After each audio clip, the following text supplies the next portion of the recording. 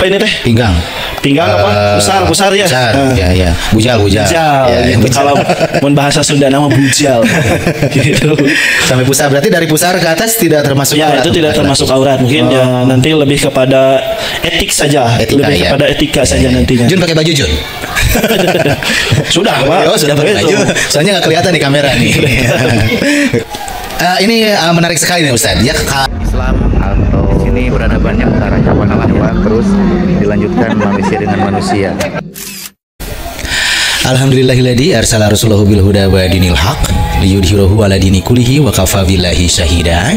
Asyhadu an la ilaha illallah wahdahu la syarikalah wa asyhadu anna Muhammadan abduhu wa rasuluh alladzi la nabiyya ba'da amma ba'du. Baik sahabat Al-Mumin, kita bertemu lagi di acaranya Obsesi, obrolan seputar syariat Islam. Seperti biasa, sahabat Al-Mumin ditemanin sama saya pribadi yaitu Farid, dan ada juga narasumber kita untuk kali ini siapa? Kita bakal ngobrol bareng dengan Ustadz Fahmi. Sehat Ustadz? Alhamdulillah.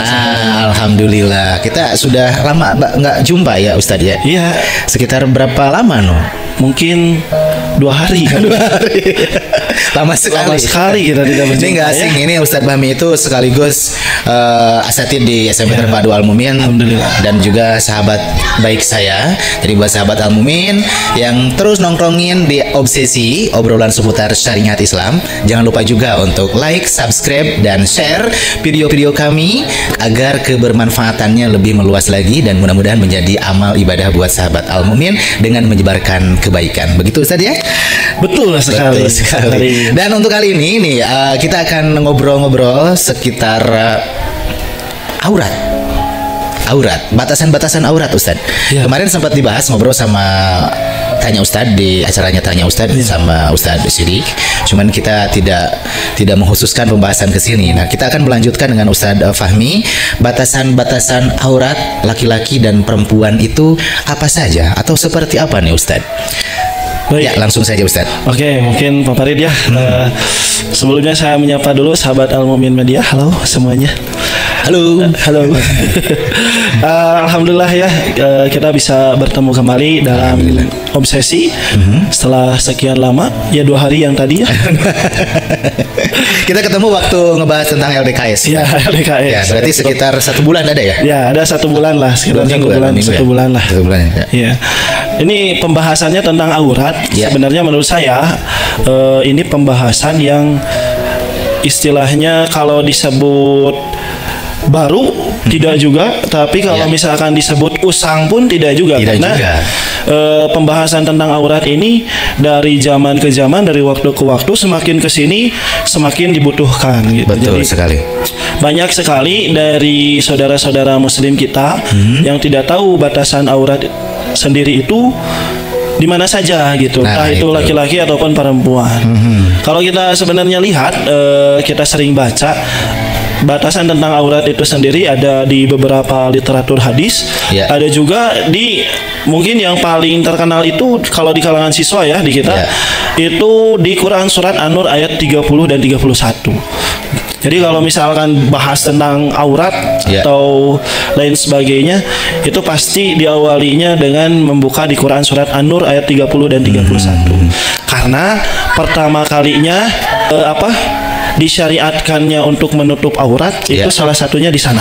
Dalilnya jelas ya, dalilnya jelas di dalam Quran surat An-Nur yang dimana dalamnya tersebut menjelaskan bahwa salah satunya adalah pria atau laki-laki diwajibkan untuk menjaga auratnya dan juga menjaga pandangannya. Nah, dan perempuan diwajibkan di ayat 31 aja untuk menjulurkan jilbabnya, hijabnya, dan juga menjaga auratnya. Nah, selain itu didukung juga oleh hadis dari riwayat Abu Daud yang dimana Rasulullah SAW bersabda, Innal mar'ata ila balaghatil mahidho lam tasluh an buro'a minha ila hadha wa hadha wa asyaro ila wajhihi wa kaffaihi. Nah, dalam hadis tersebut dijelaskan bahwa Rasulullah SAW telah bersabda, yaitu bahwa aurat dari seorang wanita apabila dia itu sudah balik atau mengalami haid, maka dia itu diwajibkan untuk menutup seluruh anggota tubuhnya kecuali dua hal, kata Rasul, ila hadza wa hadza, sambil menunjuk, yaitu telapak tangan dan juga wajah. Nah, ini menarik sekali nih Ustaz. Ini kan telapak tangan ya. Kalau yang ini termasuk telapak tangan bukan? Berarti harus tutup juga ya bagian depan. Ini bukan, ya? Telapak tangan bukan ya gitu. Kalau telapak tangan kan ini ya. Ini kan ini berarti harus ditutup ya. Nah, di sini kan menggunakan bahasanya adalah waqafaihi. Waqafaihi itu berarti bahwa telapak tangan yang dimana meliputi dua berbalik. Jadi telapak tangan tuh definisinya bukan ini saja, tapi ini dengan ini. Oh iya. Jadi yang dimaksud kalau misalkan kita menganggap bahwa ini aurat dan ini tidak, ya agak bingung juga sebenarnya. Nutupnya gimana? Di tato berarti Ustaz di sini. Tetap kulit tato. Ya. Terus benar. Ya, jadi untuk istilahnya apa? Perempuan itu tidak ada yang perlu diperdebatkan lagi bahwa perempuan itu diwajibkan untuk menutup auratnya. Menutup aurat. Yang dimana kecuali kata Rasul tadi yaitu wajah dan telapak tangan. Berarti sampai pergelangan sini harus sampai pergelangan pun harus tetap ditutup. Nah ini Pak Farid nih di kalangan hijabers mungkin ya. Kadang suka tidak terpahami bahwa sebenarnya mulai penutupan aurat itu kalau misalkan dari tangan ya itu dari pergelangan harus sudah ditutup gitu. Maka kenapa mungkin di istilahnya di beberapa lembaga keislaman itu diwajibkan kalau misalkan si seragamnya tidak atau si pakaiannya tidak mampu menutup sampai ke pergelangan tangan, diharuskan memakai manset biasanya. Yang nutup itu ya sampai ke sini ya. Yang sampai ke sini dan ditempel kan gitu di sini. Yang kedua untuk laki-laki. Nah, untuk batas aurat laki-laki itu mengacu juga kepada sebuah dalil yang dimana dulu Rasul pernah ketika di suatu tempat beliau itu duduk dan secara tidak sengaja duduk tersebut lututnya terlihat. Lalu Abu Bakar yang menyadari hal itu datang sambil menutupi lutut dari Rasulullah SAW. Ini dijadikan sebuah dalil bahwa salah satunya adalah batas dari aurat laki-laki yaitu dimulai dari lutut sampai ke apa ini teh? Pinggang pusar ya. Bujal. Gitu. Kalau bahasa Sunda nama bujal. Gitu. Sampai pusar, berarti dari pusar ke atas tidak termasuk aurat. Itu tidak termasuk aurat. Mungkin ya nanti lebih kepada etik saja. Kepada etika saja nantinya. Jun pakai baju Jun. Sudah Pak. Sudah pakai baju. Soalnya nggak kelihatan di kamera nih. Ini menarik sekali nih Ustadz. Ya kadang-kadang kita berpikir ada juga yang punya pikiran bahwa memakai jilbab itu salah satu menutup aurat. Tapi tidak juga ya Ustadz ya. Ada juga kan yang memakai jilbab tapi lekukan tubuhnya terlihat. Saya pernah dengar literasi itu mirip-mirip jangan memakai jilbab seperti unta katanya gitu. Itu gimana tuh maksudnya tuh? Ada juga ya kalau misalkan kita lihat banyak membaca buku sebenarnya yang disebut menutup itu seperti apa? Kita harus bedakan dulu antara menutup dengan membungkus. Bahasanya mungkin ya. Karena di zaman sekarang juga banyak bahwa merasa itu adalah sudah tertutup, tapi justru itu seakan-akan membungkus saja. Jadi lengkukan tubuhnya itu masih terlihat. Nah, itu kalau dalam satu literatur juga dikatakan seperti orang yang sedang berpakaian tapi telanjang gitu. Seperti orang yang sedang berpakaian tapi telanjang. Artinya dia memakai kain-kainnya dipakai tapi dengan memakai kainnya itu dia tidak benar-benar menutup auratnya. Maka yang disebut hijab di sini kan bahasanya bukan sebagai yang membungkus tapi lebih kepada yang menutup si aurat tersebut gitu. Jadi tidak cukup hanya memakai kerudung saja. Tidak cukup Ya, jadi ada batasan tertentu, ada aturan tertentu. Hijab yang benar itu seperti apa? Ada aturan tertentu. Tong jika leupet merenya tong jika leupet lekukan dulu. Nah, lekukan dulu kelihatan. Nah, aduh. Baik Ustaz, selanjutnya nih yang namanya menutup aurat itu sudah jelas ya hukumnya wajib. Ya. Betul ya? Ya wajib. Itu. Tapi masih bukan apa namanya ya? Masih didominasi sama teman-teman kita yang tidak menutup aurat. Gitu ya. Padahal sudah jelas wajib. Kalau wajib itu hukumnya kalau tidak dilaksanakan ya dosa. Dosa jelas ya. Jelas. Gitu ya. Jadi mudah-mudahan sahabat Al-Mumin dari detik ini mulai hari ini kita menutup aurat supaya terhindar dari dosanya itu. Soalnya sudah jelas ya, wajib gitu. Oke, selanjutnya nih Ustadz, fungsinya selain itu kewajiban menutup aurat itu selain kewajiban nih ya, fungsi yang lainnya itu apa saja Ustadz? Tentu banyak sekali Ustadz sebenarnya. Ya. Oh Ustadz ya. Kang aja. Tentu banyak sekali Kang Farid sebenarnya. Kalau kita lihat fungsi dari menutup aurat sendiri ya. Khusus mungkin kita ambil ke yang perempuan ya. Betul. Dari segi hijab, karena menutup aurat sendiri atau berhijab itu sendiri bagi perempuan pada dasarnya itu adalah bentuk penghormatan agama kita, bentuk penghormatan dari Allah Subhanahu wa taala terhadap posisi perempuan. Betul. Salah satunya adalah dengan menjaga hijabnya. Kalau kita lihat sendiri dari literaturnya bahwa aurat itu kan memiliki arti aib pada dasarnya. Jadi maka ketika diwajibkan untuk menutup aurat itu bukan hanya untuk menutup lekuk tubuh saja, tapi lebih kepada juga menutup aib yang ada pada diri kita.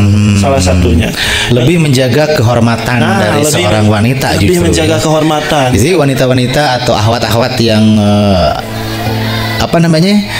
yang menutup aurat itu justru dijaga kehormatannya oleh Allah Subhanahu wa taala. Makanya Allah Subhanahu wa taala memerintahkan untuk menutup aurat. Itu jadi begitu luar biasanya Islam dalam meninggikan posisi perempuan, posisi seorang muslimah.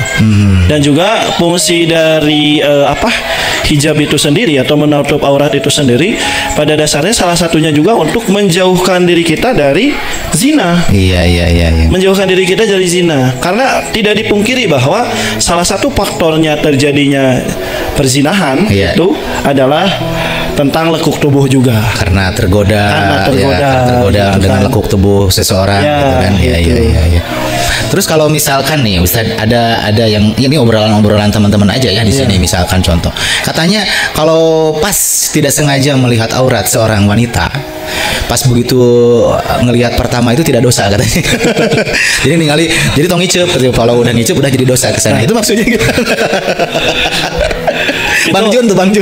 Itu asarnya kalau misalkan awalnya dari tidak sengaja nggak masalah ya. Kalau tidak sengaja kan apapun itu hukumnya ya tidak terkenai hukum lah ya. Baik tidak hanya melihat auratnya saja atau hal-hal yang lain tidak sengaja ya nggak masalah. Tapi kalau misalkan itu dijadikan dalih, nah itu kebanyakan dijadikan dalih kan.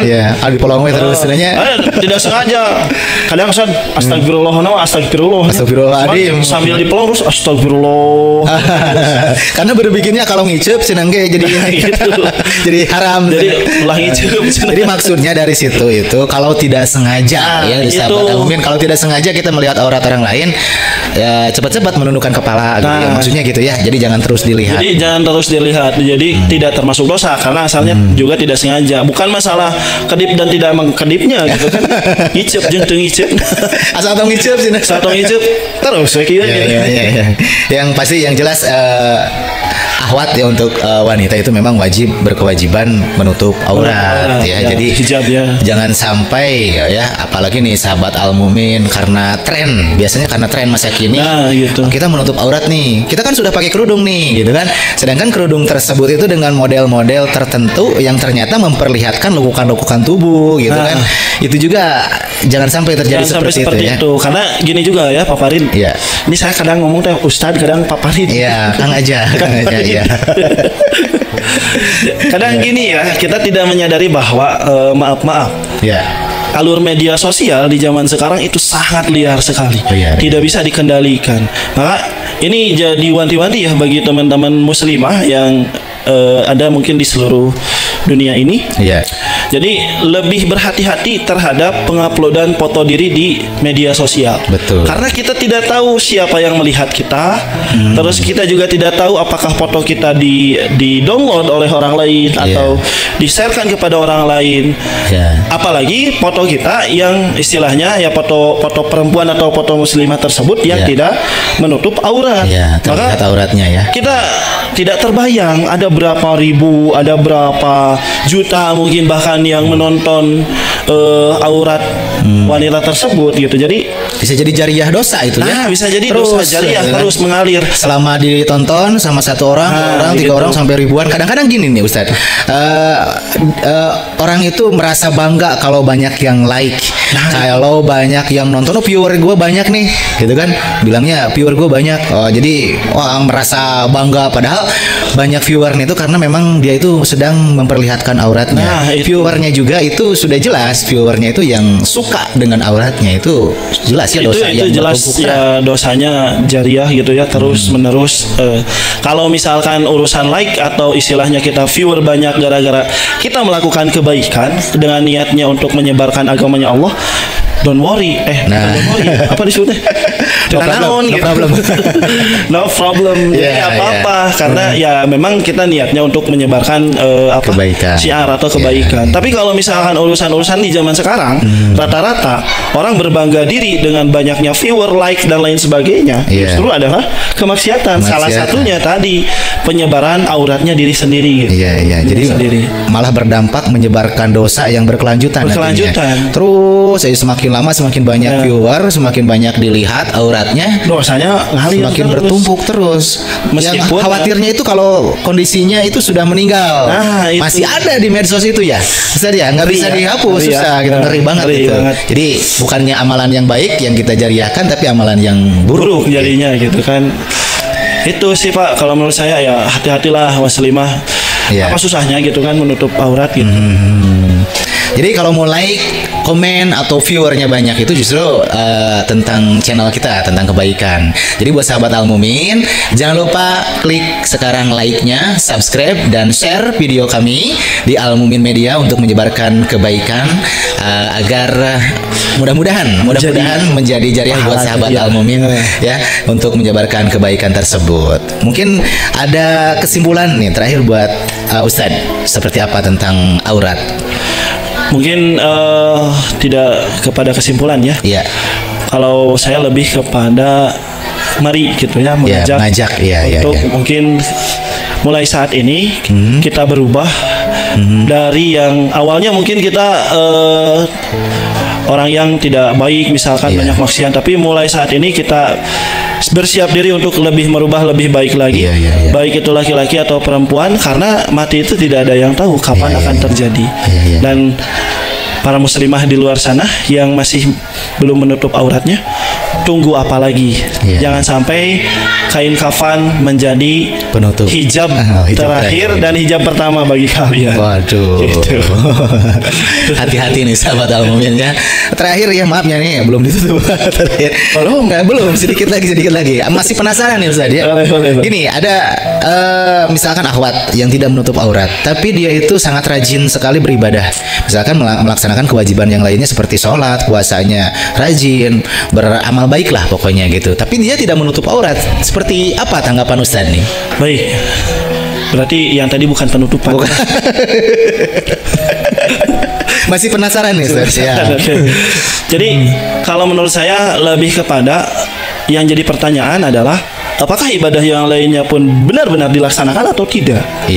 Kan kita tidak tahu juga. Mungkin kalau kita lihat, oh ya dia tidak menutup aurat tapi solehah ya, sholat dan lain sebagainya. Yang jadi pertanyaan bisa saja ibadah-ibadah yang lain dilakukannya pun itu tidak sesempurna yang kita lihat. Karena kan ada istilah as-salatu tanha anil fahsya'i wal munkar. Sholat itu mencegah dari perbuatan keji dan munkar. Maka pertanyaannya, kalau misalkan dia sholat, apakah sholatnya itu sudah full benar atau tidak? Menurut saya kalau misalkan dia sholat tapi dia tidak berhijab, maka sholatnya pun perlu diperbaiki. Iya. Karena kalau misalkan yang sholatnya sudah bagus, secara otomatis nih dia pasti bakal menutup aurat. Menutup aurat, betul Iya. betul. Jadi orang beribadah, orang sholat, puasa itu juga dipertanyakan ya seperti apa, Iya. karena mereka merasa melaksanakan kewajiban, tapi kan wajib juga kan menutup aurat. Iya, gitu. wajib juga. Kenapa harus ditinggalkan? Kan itu juga bagian dari ibadah, menutup aurat. Iya, iya. juga. Jadi tanda-tandanya orang yang beriman salah satunya itu menutup aurat. Ya. Iya. Jadi sahabat Al-Mumin yang rajin sholat, yang rajin puasa dan lain-lainnya itu pasti menutup auratnya. Itu saja mungkin Ustadz ya. Ya. Oke. Tidak ada penutupan lagi ya? Enggak. Kasihan Ustadznya lagi sibuk. Ya, terima kasih buat sahabat Al-Mumin yang sudah stay tune terus di Al-Mumin Media di Obsesi obrolan seputar syariat Islam. Insya Allah kita akan ketemu lagi, dan makanya pantengin terus, stay tune terus di Al-Mumin Media, Obsesi obrolan seputar syariat Islam. Kita akan memberikan obrolan-obrolan yang menarik buat sahabat Al-Mumin. Jangan lupa klik share, like, dan subscribe-nya. Sebarkan video ini agar kebermanfaatannya lebih meluas lagi dan menjadi amal ibadah buat sahabat Al-Mumin Media karena menyebarkan kebaikan. Ditutup saja dengan doa, subhanaka Allahumma rabbana wa bihamdika asyhadu alla ilaha illa anta astaghfiruka wa atubu ilaik. Wassalamualaikum warahmatullahi wabarakatuh. Al-Mumin Makasih, Pak. Media.